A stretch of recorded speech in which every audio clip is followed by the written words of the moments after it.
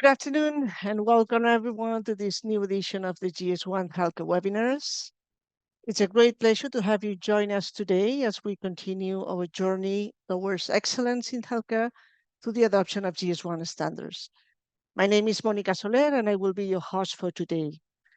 The objective of these webinars is to be a source of inspiration and to provide you with insights into the successful implementation of GS1 standards across clinical and non-clinical processes and also in different areas within hospitals. By sharing these success stories, we hope to empower you with the knowledge and confidence to drive similar improvements in your own organizations. So before moving on to the presentation today, I would like to briefly remind you on the GS1 competition law caution, under which all GS1 meetings are operated. Remember that the purpose of the group is to enhance the ability of all industry members to compete more efficiently. This means there shall be no discussion of prices, allocation of customers, products, boycotts, refusals to deal, or market share. If any participant believes the group is drifting towards impermissible discussion, the topic shall be tabled until the opinion of a council can be obtained.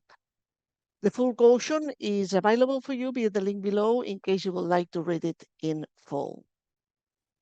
So, today's webinar, it's my pleasure to introduce you to our guest speaker today, Mr. Simon White, Program Director of NHS Scotland. Simon has an extensive background in public sector project and program management, with over 20 years of experience in leadership roles across the healthcare sector, including his current role as Program Director for the NHS Scotland Scan for Safety program.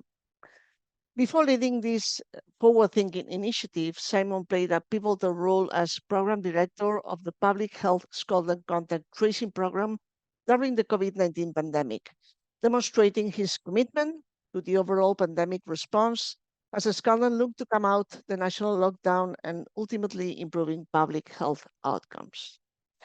Today, Simon will provide us with insights into the NHS Scotland Scan for Safety programme, which is now entering its third year.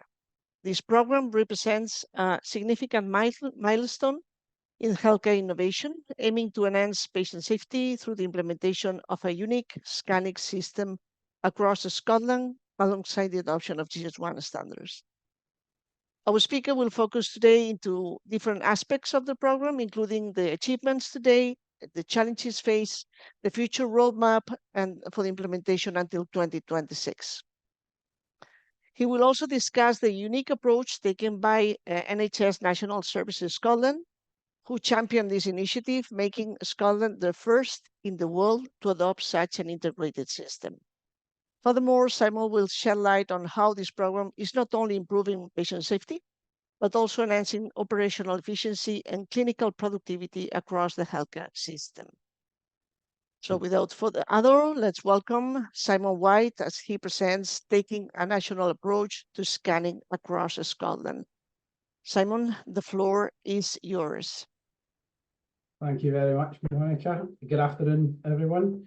I am going to share my screen and share a number of slides that I have with you. So hopefully that should come up shortly.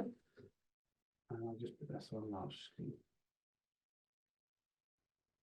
So as Monica said earlier, the content of the presentation this afternoon, I shall give a little bit of context around the NHS in Scotland, for those that are not aware.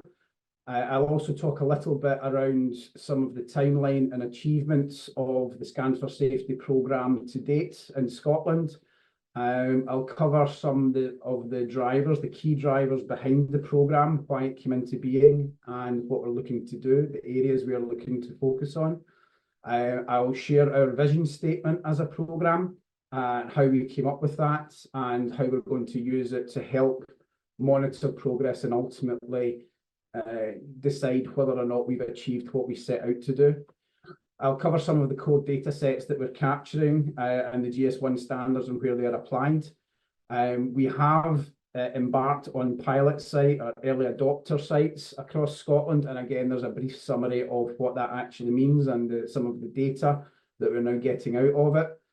And some of also are learning to date. The question can be, so what? And so the learning for us is really important, particularly around the early adopter sites as we now start to roll out further across Scotland. I'll also cover lastly a little bit around the challenges that we've had across the programme, and also what taking a national approach to doing this actually has meant for us. And there is some pros and cons towards the end of the presentation that I'll talk through a little bit in terms of what that's meant for us. So without much further ado, I'll just start in terms of the very first part in terms of the context around the National Health Service in Scotland. So for us, the NHS in Scotland is comprised of 14 what we call territorial boards. And as you can see from the map on the right-hand side, these are the 14 areas across Scotland in terms of their geographic location. I have to put in a point here to say that it's not to scale. NHS Orkney is not that close off the coast of NHS Grampian. We have kind of changed that a little bit just in order to kind of fit it onto the slide for this afternoon. But in addition to the 14 territorial boards, we also have what we call 7 national boards. And as you can see from the 7 that are listed there below, Monica's already referred to the one that I'm part of, which is National Services Scotland. And we deliver a number of national services to the rest of the NHS, as do the other 6 health boards or national boards that you see listed down there as well. Scotland itself has a population of around 5.5 million people. And as health in the UK, as some of you may know, is what we call a devolved subject from the UK government in London. This means that we receive an annual budget through various channels from the Westminster government to the government in Edinburgh of around 17 billion per year for our health service. So that just gives a little bit of the context of how we are set up, what we're trying to cover. And as this is a national programme, all the boards included in there, all the territorial boards are deemed within scope. So just a little bit around the timeline and the achievements that the programme has experienced. So first of all, going back to 2020, there was the Cumberledge report, which was called First Do No Harm. And within that, it stipulated a recommendation about the creation of a central database which would link medical devices to patients. And that was really very much a precursor for us in Scotland in terms of that report was being considered by the Scottish Government. And in 2021, that then became an approved business case, which was developed all through 2021, approved towards the end of that year, as the kind of green light to then progress with the setup and implementation of the Scan for Safety programme across Scotland. Also, as I'm sure most of, if not all of you are aware, in 2020, we also had the COVID pandemic. And that again is linked to some of the Scan for Safety work in so much as it highlighted some of the critical areas around PPE equipment, and particularly how we were managing the stocks of PPE equipment. And that's important in this context because that in itself led to the signing of a contract with Genesis in 2021 to implement an inventory management system. And I'll come on to that a little bit later on about why that's an approach that's important to us. Genesis Automation is still a supplier, not just for us from the IMS system, but also for what will be our point of care system as well going forward. So it was very much a building block for us in terms of how we are now looking to implement Scan for Safety across Scotland. And as you can see from the top of the slides, there's a lovely pink arrow that starts round about the summer of 2021 through to what was March 2023, which is when Scotland was rolling out its inventory management system across all the territorial health boards. So that's kind of the other things that happened in 2021. The one that I haven't touched on there is the Medicines and Medical Devices Act. And again, that referred to what was known at the time of a UK MDIS, a Medical Device Information System. That's now referred to, it's had a number of different names attached to it. Right now at this point, we refer to it as the Outcome Registries Programme, and our colleagues within the Scottish Government are closely involved in terms of what's happening in that space as a UK, a collective implementation around the outcome registries. So again, from our perspective as a programme, we have to make sure that we have visibility of that, and that anything we develop through a medical device data hub can link in seamlessly with what is required from the outcome registries programme. So moving on to 2022, as I said, we established within National Services Scotland the NHS Scotland Scan for Safety programme, which is when I became involved in it. And that was really, the top line of that is really about implementing point of care scanning alongside the adoption of GS1 Standards. And what we also did at that point, we were conscious very much that there were at least 2 programmes that were already in flight. I've touched on one already in the IMS system, which was already at that point rolling out. But there was also another programme called the National Medical Equipment Management System. And that, again, had its roots buried within the COVID pandemic in terms of areas such as equipment such as ventilators, where it was very difficult for Scotland at a national level to understand how many ventilators were in use, how many were not in use, how we could move them around a little bit more in more agile fashion to the areas that needed them most. So again, that was a programme that was in flight, and it came in underneath the governance of the new Scan for Safety programme. Moving into 2023, as you can see, the IMS rollout was completed in March of that year. We also moved all health boards onto a medical equipment management system. For us, that's a system called EQIP, and all with the exception of one health board is now on that. We have one health board who's using a separate system called Medusa, and we're still in the process of bringing together that national data from both those systems across all the health boards. So that's something that should hopefully be finished before the end of this calendar year. The other key event for us in 2023 was the kick-off of our pilots, our point of care pilot exercises. So again, I will touch on this in later slides, but the biggest milestone for us that year was the start of the point of care scanning rollout, and it started in one of our largest health boards, NHS Lothian, in interventional radiology as a clinical specialty. And that has provided us with a raft of learning as we've started to roll out in there, and also into the other ones as well. So the point of care rollout started. We aim to have that completed by the end of March 2026. And for us, the milestones this year in 2024 around our medical device data hub, which will be the key output from the programme that will allow us to track and trace high-risk implantable medical devices. We also recognise that we have a raft of data that will become available, and therefore it's important for us to have a data reporting framework about how that should be used within health boards, what we will use the data for, not just at a local level, but also a national level. And we'll also continue with the point of care rollout across at least a further 3 health boards, certainly within this calendar year and probably financial year as well. We will do further rollouts in 2025. We hope so at that point as well to have developed and approved our target operating model. Again, very conscious of the fact that this programme will come to an end in March 2026. And we need to ensure that all the good work that we've done at that point continues by the health boards and central support teams once the programme closes. So our target operating model will be absolutely critical in that respect, and making sure that everybody knows their roles and responsibilities following the closure of the programme. So that was a kind of a run through of the key achievements, the timeline from back to 2020. The drivers behind this programme, we section into 4 areas. First and foremost, we see this programme as a patient safety programme.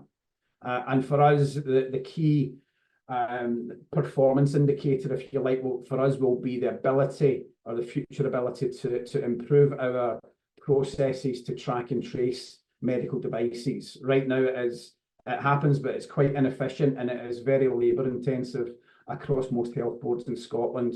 They're captured in an inconsistent way. They're captured using various different media, and we need to make that a little bit better in terms of the processes that are there, and being a lot quicker in terms of the recall times as well. There is also a regulatory element to the programme. Most people are aware that Next year, we'll bring in the UK medical device regulations, and that will place responsibilities on health boards to be able to recall or track and trace and recall medical devices in a more efficient way, probably using digital means. And we need to help boards be able to do that. And this programme is the Scottish Government's response to those forthcoming regulations. I've mentioned the IMS system in previous slides, and again, that helps with the stock management element of what we're trying to deliver. Right now in Scotland, we now have visibility of medical device stock levels across each health board, something that, again, was quite difficult to come to in years gone by. Again, we've made that a little bit more efficient. And that also links into our strategic planning conversations as more improved data becomes available, as I say, at a local and national level. We can tie that into strategic planning decision making across health boards and at that national level as well. Next up then is our vision statement as a programme. What is it we're looking to do, and what does that actually look like? So, as I said in the previous slides, we see this very much as a patient safety programme. And so the top line statement for us in terms of our vision statement is about optimising that patient safety, that clinical effectiveness, and using the ease of capture data within the patient journey. The scanners are kind of absolutely the way to do that in comparison to what's happening just now. But also underneath that top line vision statement, we've got 3 sub areas as well. So it's about scanning, it's about how we use GS1 standards, it's about how we optimise that traceability and make processes more efficient across Scotland. We also will be creating our medical device data hub, and again, that will result in a raft of new data becoming available for health boards and for central organisations as well. And as many people say to me, it's not just about capturing the data, it's about how are you going to use the data. And that for us is absolutely critical. That's why we're focusing time and effort into understanding what's going to become available and who's going to use it, who's going to make the best use of that data. With regard to our medical equipment management, we do need to kind of get more linked and more closer to the intelligence-led investment decisions. So we need to understand what's out there, what's becoming through end of life, where do we need to invest in future to try and make that a little bit more efficient. So again, linking back to that optimising patient care. With regards to the data that we will actually capture, as you can see from me, this is the graphic that we use for an operating room or a theatre. And you can see in terms of the GS1 standards that we use in this setting, predominantly for us just now, certainly through the pilot areas has been the GTINs. But we actually, as you can see from the left-hand side, it will be about not just the product, but also patient, practitioner, procedure, and also the place as well. On the graphic, you can see the equipment, the GI, AI standard as well. And again, that will be a more future ambition for us as well as we start to become a little bit more knowledgeable around that area and how that might get used. So for our early adopter sites, for our pilot areas, this is just I've just got a single slide here that gives the summary of what it means in terms of procedures, products and value. So I touched on earlier on that within NHS Lothian, we went into the interventional radiology, and as of today, or as of last week, that covered a total of 1,350 procedures, over 15,000 products and a value of just over 1.7 million. And for our other area, our Golden Jubilee National Hospital, we've actually now rolled out across 3 different specialties. All of which have varying degrees in terms of the summary, in terms of the procedures, the products and the value. But overall, combining NHS Lothian, the Golden Jubilee National Hospital data, we're now talking at over 8,000 procedures in total, over 28,000 products and a total value of nearly £4.5 million. And that will increase as we start to roll out further. Our focus of effort in the coming, or the next quarter, next 6 months, will be to further roll it out across NHS Lothian and also to go into one other health board across Scotland and start to implement within there as well. So that's it in terms of all I was going to cover on the early adopter, the pilot areas. But the critical thing that for us as a programme is about what have we learned so far. The pilots have been absolutely brilliant in terms of giving us new data, new information. And I think the 4 areas that I've got on here may sound quite straightforward and very obvious, but it's amazing how sometimes that doesn't quite happen. And for us, the executive engagement is something that I don't think we've got quite right at this point. And I say that executive engagement within each individual health board. There is a massive support from colleagues in Scottish Government, colleagues in other national organisations. But when we get into the local health board areas, it's absolutely crucial that the executive cohort within that board is cited on this and is supportive of what it is we're trying to do within a very short time frame. Our resourcing, and particularly the resources at a local level, have to include that coordinating and peer project management role, supported by a senior accountable, a senior responsible officer. That's a model that we use in other national programmes across Scotland. It's a model that works quite well, but it's very much required from the perspective of it gives ownership at a local level rather than a national level. And that's important for us, particularly in Scan for Safety, because we do want this to become a very obvious further rollout into other specialties. As a programme, we will focus on 4 specialties, but we want the health boards themselves to start rolling it out wider into other specialties as well.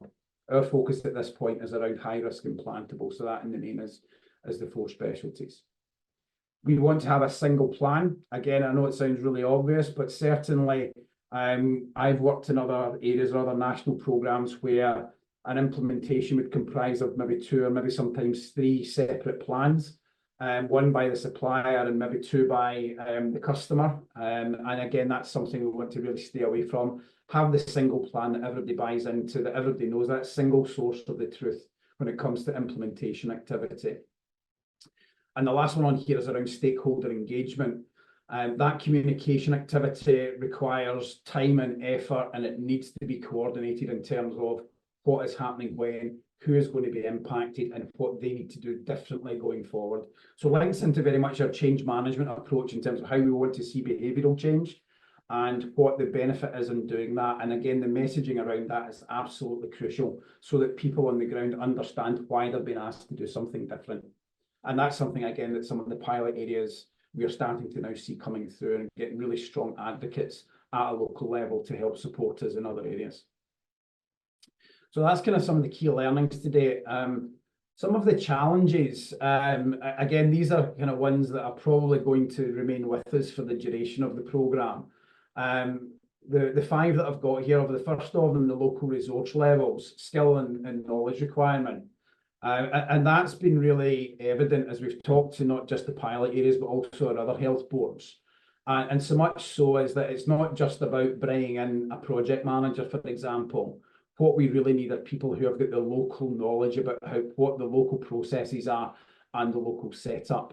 It's not a case of just saying, well, we'll give some money, they'll bring somebody in who will just do this, at day one. We need that local knowledge. We need people who understand current processes and can help us to change those. Competing with other initiatives is something every national programme has to deal with, certainly in Scotland. Every health board in Scotland will have their own change portfolios. That will be made up of local initiatives that have been set up. It will comprise of other national programmes, and we are competing with that for that local resource. So we need to make sure that firstly we recognise it, but also we have a very strong case that says this is a really obvious programme to do, and you will get benefits and you will absolutely realise the benefits that we are stipulating at the outset of the programme. We have a time limit against us. We have been, the direction that we have received as a programme has been very clear in terms of we will be expected to be completed by the end of March 2026. When the commission was passed from the Scottish Government to NHS National Services Scotland, that was stipulated at the outset, and that's still the case as of now. So very much from my perspective, we are on a 22-month countdown to get the rest of the health boards migrated across and up and running with Scan for Safety. I have put funding in here. I've talked a lot about the March 26 deadline for the programme completion, but the reality is that every year I still have to make the case for funding, and the financial landscape just now in Scotland, as I'm sure it is in other countries as well, is very tight. We have had to stop projects and programmes, and so it's incumbent upon me to make sure that every year I make a really strong case to get the funding for the following year. That's something I've just recently came through in the last 3-4 months, and again, it's something I'll anticipate I'll have to do in January next year to look for funding from April for that final year of the programme. I'm in essence in competition with other initiatives to draw from a pot that is very limited. The expectations beyond the programme are also something that is becoming relevant, as became relevant through our pilot conversations and discussions. So as things stand just now, as I alluded to earlier, we will focus on 4 specialty areas within health boards. We expect health boards to grasp that and roll that out as a future ambition into other specialties that maybe don't have high-risk implantable devices, but are still doing other medical devices. So we want them to kind of embellish that, grasp it, roll it out into other areas in order to maximise the return that we're investing in as we go forward. And that's really kind of some of the key challenges that we've had. Taking the national approach is something that I've thought about over the last couple of weeks in terms of what makes Scotland a little bit different in comparison to even some of the other nations within the United Kingdom. And I've put 4 bullets in here and pros and cons for each of them. So in terms of the level of consistency and standards, absolutely, using GS1 standards, it gives us that consistency. Using the same systems even across Scotland can sometimes give a little bit of a level of consistency as well. But as you see in the con side, sometimes those system issues are still there. And the reason, to put that into context, we use theatre management systems, and it might be a system such as Opera or TrackCare. However, it might be different versions of Opera TrackCare, which then still causes issues because everybody's on a different version in terms of kind of tying, in terms of kind of doing interfaces. It creates more work, so it's not quite something that's as easy as some might think to navigate through. Another pro for us is around that access to our government, to policy teams. We have a very clear route of escalation. That's something that I've used now a few times in terms of gaining further support from health boards, gaining engagement levels. And what we've noticed is the kind of con from that a little bit can also be that the engagement levels can vary between boards. It really does come down to where they see Scan for Safety in terms of the overall priority. Every board in Scotland is its own legal entity. And so we have to compete with other areas, as I alluded to in the previous slide around this, whether it's other national programmes, it might be resources. It really is down to us as a programme and down to me to make sure that I make the case as strong as it can be. Another pro for us, the third one down there about having that national picture of medical device data is something that is a bit of a no-brainer. It's something we should be doing. But the core of that really is in terms of taking that national approach is where there's potential delay in a board area, it affects the whole approach. And this was something that we came across when we rolled out the inventory management system, that boards very quickly can say, we can't do this just now because of these reasons. It might be a crisis, might be a critical event that's happening, and it causes a delay, which from a national level means we have to move the chess pieces around a little bit in terms of how we still remain on track. So although that gives us that national picture, it does have a slight con as well. In terms of the last one on there, the aggregation of anticipated benefits at the end of this programme is something that we've been quite strong on. We are very conscious of, and we want to make sure at the end of it, we as a programme can say, this is the difference we've made at a national level. Here's all the boards that have migrated across. Here's the data that they're getting at a local level, or the benefit they're getting at a local level, and how that then is aggregated up will give that national picture for us. And that should be quite a powerful statement at that point in time. But what we're also finding as well, that the level of risk appetite can vary between boards as well. So again, there's something there around how a board at that point, what his previous experiences has been in terms of whether or not they see their obligations to meet the medical device regulations, for example.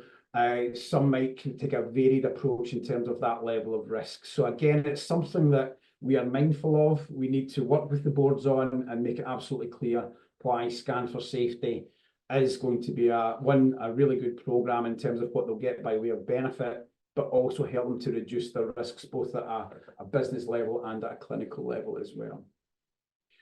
And that is the key points that I wanted to kind of get across at the presentation today.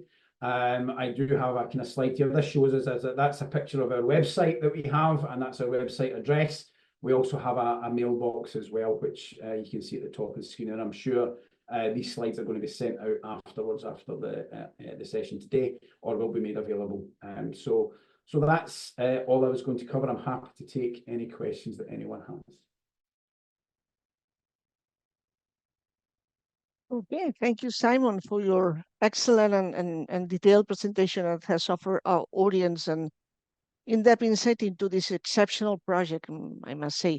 So we hope it will prove to be a great example of what is achievable for many of your peers and colleagues worldwide. We now move to the Q&A session. So I encourage all the attendees to take this opportunity to engage directly with our guest speakers. You can write your questions in the Q&A box that you have on the bottom of your screen.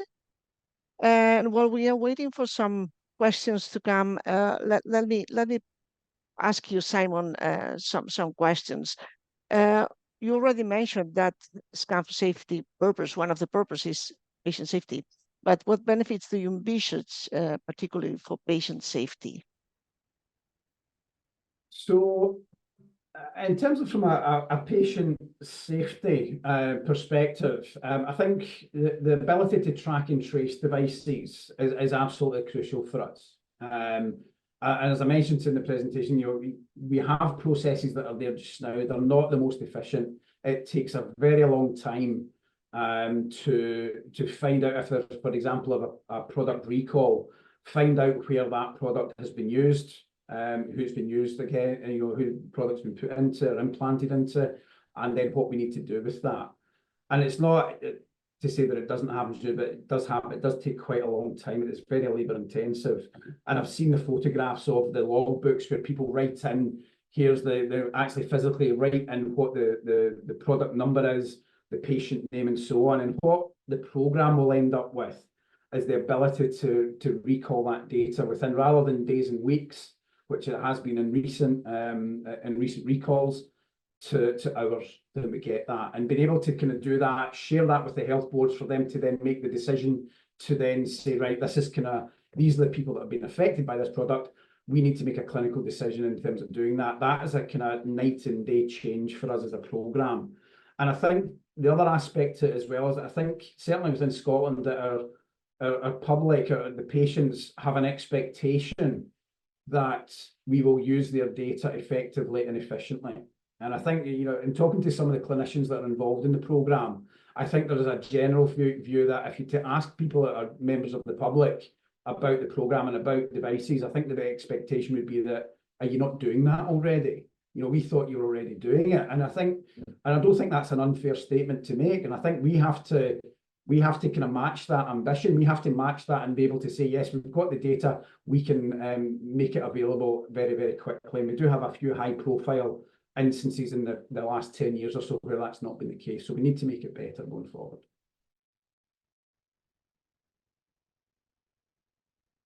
I think you're on mute, Monica. Here we go. Yes, thank you for that. You mentioned that senior executive support in your presentation is crucial. But related to that, how was stakeholder engagement, especially with regards to clinical staff and also patients that you have already mentioned, and how this has been managed throughout the program's implementation?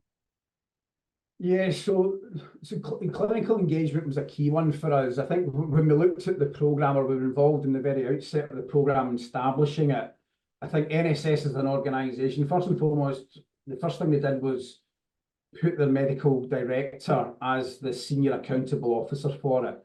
And as for the first 8-9 months of the programme, pretty much every engagement session we had with whatever stakeholders, it was very much that message of this is a patient safety programme. It's not about procurement and getting money, although those are benefits that we know we will realise. This is first and foremost about patient safety. And that exec responsibility, I think, was key for us in saying, we're not just talking about this, we're actually evidencing it. We're giving this to the medical director. And one of the other things we looked to do at that early setup time was with the establishment of what we refer to as a clinical reference group. So we have a national clinical lead who's a plastic surgeon consultant from Glasgow. And Andy chairs our clinical reference group, which is made up of representatives from each of the specialty areas in Scotland. So we can actually say, when we're developing something out the programme, we can obviously have that conversation with our clinical reference group to make sure that it's viable, that we're not creating something that's either going to be problematic or contradicts what's already out there. And I think that's going to be critical in terms of, it has been critical in terms of that clinical engagement. And the last point I would probably say on it as well is when we come to talk to the actual health boards as well, we ensure that we have clinical representation on that first discussion. Get your medical director along, get them thinking about, what does this mean from a clinical perspective? How do they get the benefit back on that? And I think that's something as well that we've been very, very strong on and can evidence over the last year or so. Okay. That's a good advice also for your peers. And related to this, there is another question on the chat, and it says, what was the reaction from the staff in these areas to the program, in those specific ones that you have already implemented the program? So when we went into, we went into 2 health board areas and 4 specialties within those 2 areas. And I think now we've got the scanning up and running within NHS Lothian, we now have advocates within NHS Lothian themselves who now came along to one of our conferences 2 weeks ago to talk about how much of a difference Scan for Safety has made for them. So we have a number of staff in pretty much every health board who sit and have to do stock replenishment activity, they have to do procurement activity for medical devices. And what we've done now by implementing Scan for Safety in these areas, we've now managed to reduce the amount of time that they're taking to do that. And that's quite a strong message for us. And it's very, very small at this point in terms of the grand scheme of things, but it's something that will grow as we start to roll out further. So that the feedback we've had to date has been really, really positive. We've been very clear about what the difference is that we're making. We're now looking to try and exploit that further into other areas. That's great. You have another question regarding your experience with the implementation of point of care scanning. Question is, what are the main challenges you have encountered and how you have overcome this? In terms of the main challenges, I talked a little bit on the slides around some of the ones that we have there. And I think from a particular health board level, I think there's always improvement around comms and engagement for me. There's always that, but we can always improve in that area. I think in terms of the challenges, from a Scotland point of view, we still have the financial one's the big one. Health boards just now across Scotland are under massive pressure to still, as a hangover from the COVID pandemic. The struggle is around waiting times, the struggle is around the waiting lists that are there, and that really is a lot of the priority for Scotland in terms of getting that down. So that means that the resource that's available to do other things is very limited, and that is one of the key fundamental challenges that we have is rolling out, is saying to boards, you need to make resources available. Can we get some? We'll be as quick as we can to implement, and you should start to see the benefits almost immediately in terms of what that means once you've done the scanning implementation. Okay, thank you, Simon. There is thank you. This comes from our peer in GS1 Denmark, Jesper. Thank you for a great presentation indeed. And the question is, for your timeline and achievements, you have chosen to start with focus on inventory management first, and then point of care processes. Can you put more words on why that order? If you should start today, will you still do it in that order? So yes, it was that probably in terms of, as I said when I was talking through it, the IMS rollout was linked back to some of the issues that came about through COVID. So very much in terms of how Scotland was managing, how it's making its PPE stock levels first and foremost visible at a national level, and then being able to react accordingly as the COVID disease fluctuated across different parts of Scotland. And so that's what really led to the conversation, if you like, around we need some sort of inventory management system at a national level that gives us this national data in order to future manage it. Be pandemic ready was the phrase that was used in terms of, you know, if there's going to be another pandemic, where do we want to be in terms of our readiness?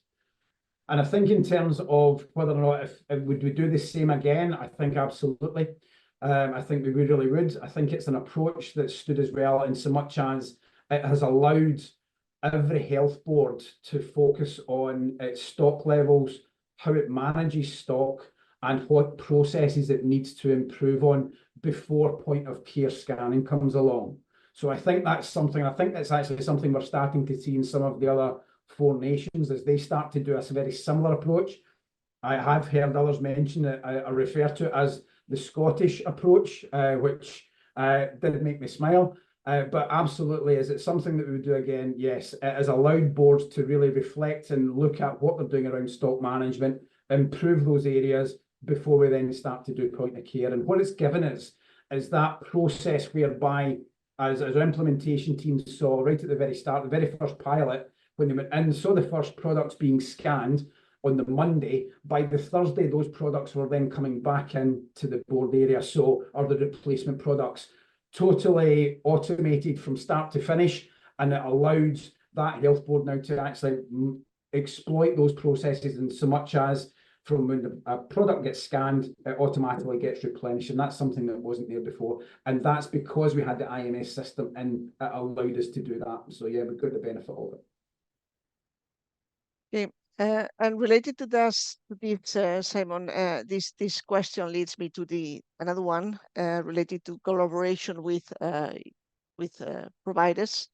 So have suppliers been helpful in providing GTIN's information, and thus NHS Scotland has a process for assigning barcodes to those products items that don't come with them on the packaging? Yes, so I think to answer the first part of suppliers being engaging, yes, absolutely. I've been at a number of conferences, right, going back to the very outset, and we went to the GS1 National Conference, which took place in London, where there was a lot of suppliers there, and I think certainly the strength of feeling from the suppliers I spoke to at that point was we're ready to go. We've been doing this for a while, but we don't see the health boards or the NHS organisations going at the same pace. And I think that's something we've looked to address, certainly in Scotland. I think in terms of the process for allocating barcodes and GTINs, yeah, I think that's there. I think that's something that works fairly well. We engage regularly with one of our colleagues. We have a national procurement function. We talk frequently to GS1. We also have GS1 healthcare user groups where things like, any issues around barcode or issues around, the non-application of barcodes can be picked up really early. And I'm certainly talking to the implementation team in terms of when they've went out to the pilot areas. I think there's only been a very, very few products that have not had barcodes, and that has been addressed really quickly. So I think in terms of the engagement level from suppliers, I think that's been absolutely superb. I think it's something that has absolutely helped us achieve what we've done so far. So yeah, and that's good. And some others could take advantage of this experience as well. So that's a very good point. We have another question from Valentina. Valentina says, "Hi, I'm doing research of Scan for Safety in Leeds. Thank you for a very interesting presentation. In the last slide, you mentioned a benefit of the national approach in Scotland is the aggregation of the benefits across the health board. I was wondering if there are benefits that are greater or different from the sum of the benefits from an emergent dimension system approach at national level."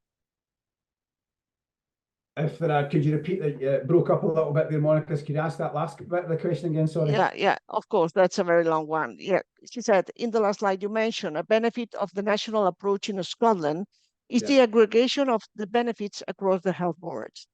I was wondering if there are benefits that are greater, the sum of the benefits from an emerging dimension or system approach at the national level? If it's not, I'm not sure in terms of whether there's a difference, if I'm understanding the question properly. I think there's maybe something in terms of the work that we're doing around benefits, the aggregation, it will be something that will continue beyond the programme. I have to say, we have 8 national benefits that we say to every single health board, these are the areas that you need to focus on. And there are broadly three categories of, from a clinical perspective, from an operational, from an efficiency perspective as well, and how we actually group those.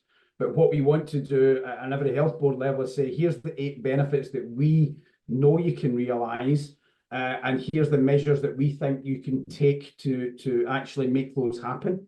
And here's the kind of broad timelines we think you should be able to start seeing a return on from them, kind of thing. So we have what we call our benefits tracker that we share with every board, and then we sit down with them to work through, first and foremost, what the baselining activity is, how we actually look to capture the current picture so that we can actually measure it at the end and then say, this is the difference we made, or this is the value that we added.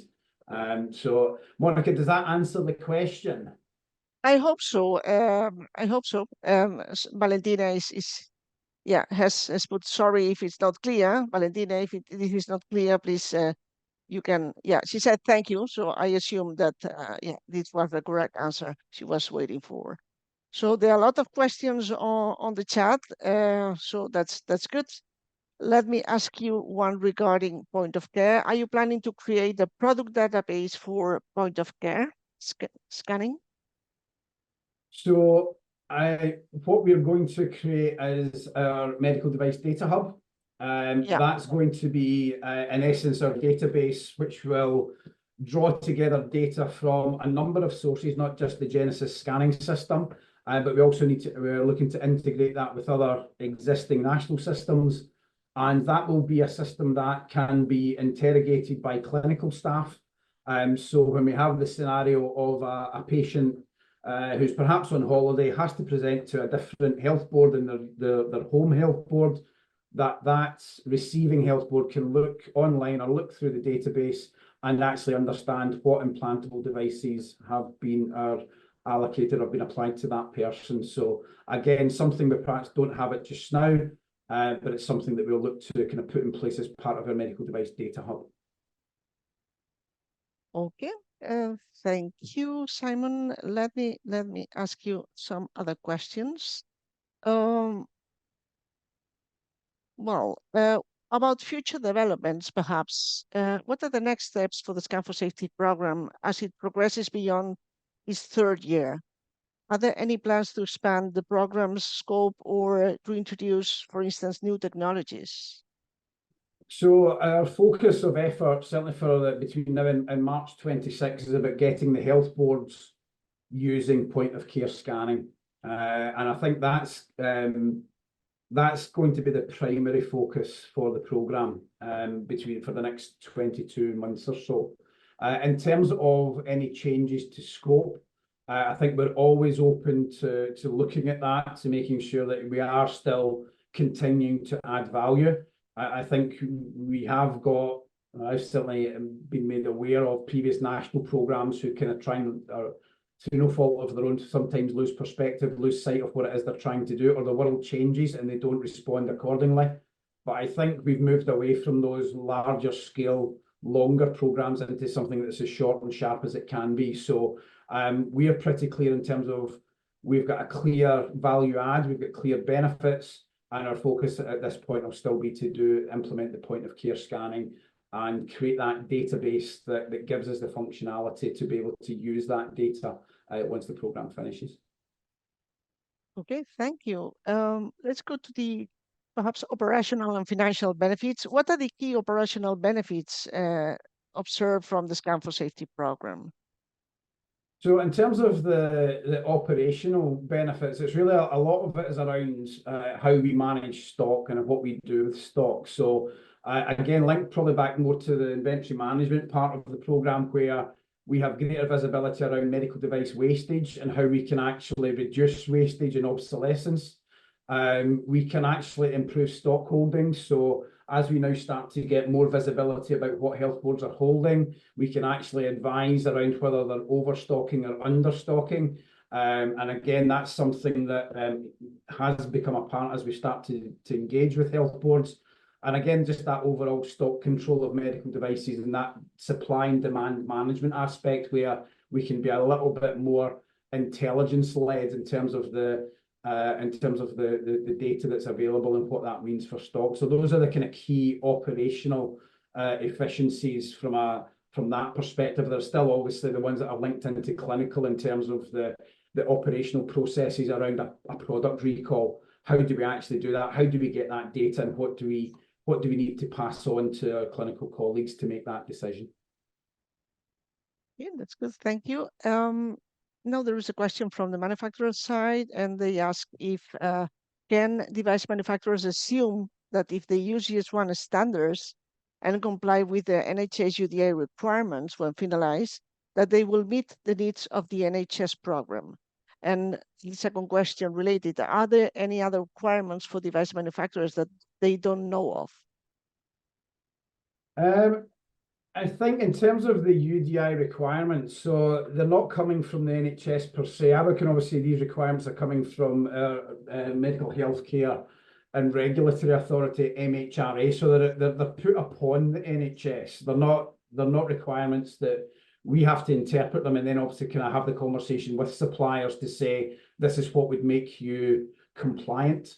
And I think certainly by using the GS1 standards, going down that road was certainly a step in the right direction for that. I think that's something, but whether I'm not going to say here that if you just use GS1 standards, that makes you fully compliant. I think there are other aspects to the UDI requirements, but it's certainly a step in the right direction. And we have to be aware as well. The reason I'm being a little bit cautious about it is because we have forthcoming MDR regulations next year, and that could potentially change the landscape. So I think let's see what those regulations stipulate in terms of what the obligations are on NHS organisations, and then we can give probably a proper answer to that. Okay, thank you, Simon. Anyway, I can imagine you have a communication plan inside with your suppliers, so this would come. Okay, we have another question related to NEMNS. So congratulations on progress of this significant valuable program. What has been involved in the data capture process to build the NEMNS? And the second question related is, has this need to include buy-in from medical device suppliers to provide the product data with GDINs? No, so our NMEMS, I'm assuming it's NMEMS is in total. So NMEMS is our National Medical Equipment Management System. And again, that's in essence for us, it's a system called EQIP. And as I mentioned earlier, one of our boards is using a system called Medusa. I think for us, in terms of what's been involved in the data capture, we've come up with a set of data that is applicable, obviously, to kind of both systems, the Medusa system, the EQIP system. And what we're looking to do just now is explore how we can draw that out and produce a national picture of medical equipment across Scotland. That's the focus and the priority. And again, it's one of those pieces of work that is linked back to what was happening through COVID. And I think the example I always use is kind of ventilators. It was very difficult for Scotland to understand what capacity it had around ventilator systems and how we could move them around. So in terms of what's been involved in the data capture, we have a set of data fields that we will draw out of each system. We'll create a national report. Has it needed to include buy-in from medical device suppliers? Not particularly. This is kind of where it kind of deviates a little bit for me in terms of when we say medical equipment, in some worlds and some aspects, that's different from medical devices. So when we say medical equipment, and forgive me for the very simplistic view, but I always say it's things that go beep. That's what we mean when we say medical equipment, and medical devices are things that implantable devices that go into human beings. So for a medical equipment perspective, This is about understanding the kind of larger equipment. It's not so much the implantable devices. So there's not really been such a requirement for medical equipment manufacturers to provide GTINs or anything like that. It's done in a different way. Okay. Just another question says this. There are some NHS groups that in the same period have rolled out to multiple trusts and hundreds of points of care. What challenges has the Scotland rollout had that these didn't? And there's some of Do you want me to repeat the question, yeah, Simon? please, if you wouldn't mind, can I? Yeah, of course.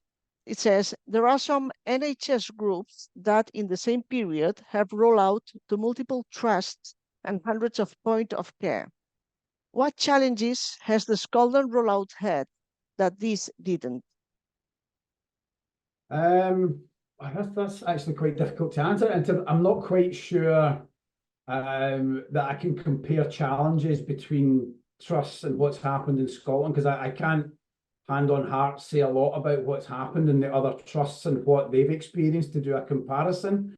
All I can talk about is the challenges that Scotland have had, which again, just going back to the slides that we had earlier on in terms of those challenges, it really was around the resourcing levels, how we compete with other national programmes, how we actually you make it very clear that this is a really good programme and a really beneficial programme. And we also have the challenges around the funding and what's then going to happen beyond the life cycle of the programme kind of thing. So I think those are our challenges. Those are the things that we would experience. I do attend some of the Four Nations calls, and we also kind of keep in close contact with colleagues, and certainly in England and the other nations. I think the challenges, or some of the challenges that they've mentioned in passing, really have been around. I think there's maybe an appetite. It seems to be a bit more fluid in some areas in terms of what they're trying to do and actually how they're trying to do it. I don't, for 1 minute, envy the task ahead of them, particularly in NHS England, where it's basically something that's 10 times the size of Scotland. They have a number of trusts, and that also brings a number of challenges in their world. So I think there's probably a number of things. If somebody from NHS England was sitting here and saying these are the challenges we have, there might be some similarity in Scotland, but I think England would have a huge number, in so much as they don't have direct access to government policy colleagues. They don't have that kind of cohesive one nation approach, which again can be good and can be bad. For us, it's been good. But I think certainly escalation and how to get things moving, how to get things mandated, I think will prove to be quite a large challenge, certainly in some of the other nations. Thank you for that, Simon. So unfortunately, time has run out. So I'm sure you will agree that it has been a really enlightening webinar. I'd just like to offer a massive thank you once again to you, Simon. And also, I would like to take the opportunity to thank our colleagues at GS1 UK, who have been invaluable in making sure that the message of this project reaches further than the UK.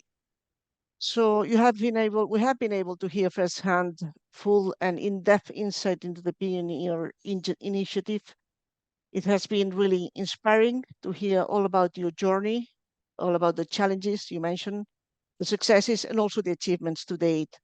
This program will go a long way towards improving patient safety, quality of care, and indeed also clinical productivity and operational efficiency. So congratulations to all of you who made this possible. We hope it will be an inspiration to many other colleagues around the world.